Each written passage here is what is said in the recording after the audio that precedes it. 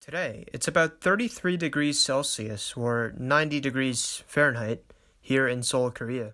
On a hot summer day like this, I really like making iced coffee, which I think is always better than cold brew because it's much easier to make and you don't need to prepare a batch the day before and do guesswork as to how much to make or how long you're going to steep and whatnot. My iced coffee recipe allows me to be flexible about how much coffee I'm going to make, that I don't need any remaining coffee just sitting in the refrigerator. And I feel like coffee that's old just doesn't taste right. I'd like to share my recipe, which is super easy, and you can try this at home. So what you need is any kind of dripper. I'll be using the Hario today, which I love, the V60, but you can use Chemex, Kalita, or whichever one you have. You need some coffee beans, of course. Today I'll be using a variety from Kenya, about 40 grams, which is perfect for 2 cups.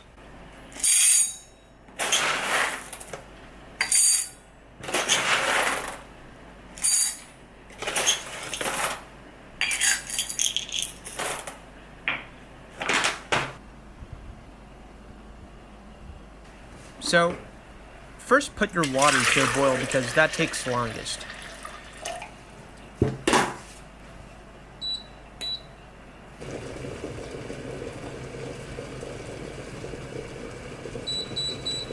Next is an important step. Rinse your paper filter with cold water.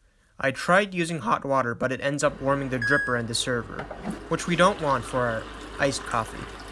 Cold water does its job of getting the paper taste out of the filter, so that's what we'll do.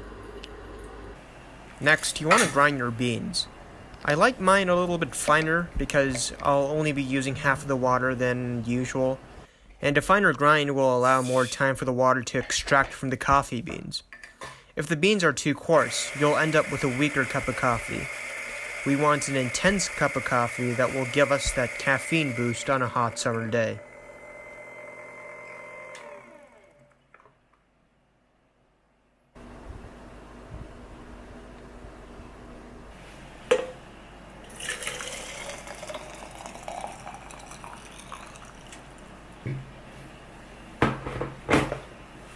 Next, get some ice cubes. We will be using a 1:15 coffee to water ratio, which means we need about 600 grams of water. Half of it will be from the ice cubes.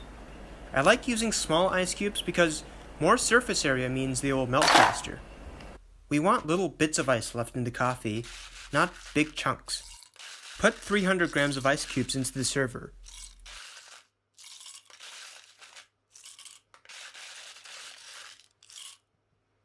Pour your bean into the dripper and level it off for even extraction.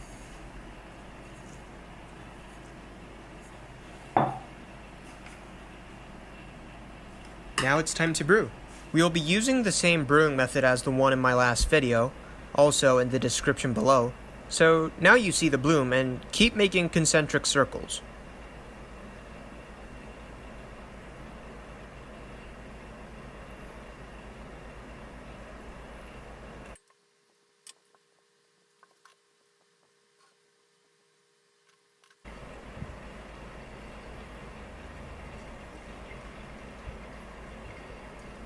And here you go. A good cup of iced coffee, very easy to make.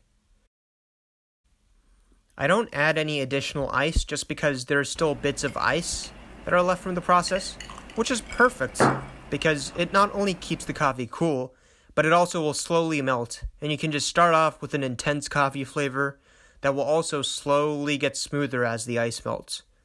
This iced coffee is perfect for a day like today, and I hope you try it at home.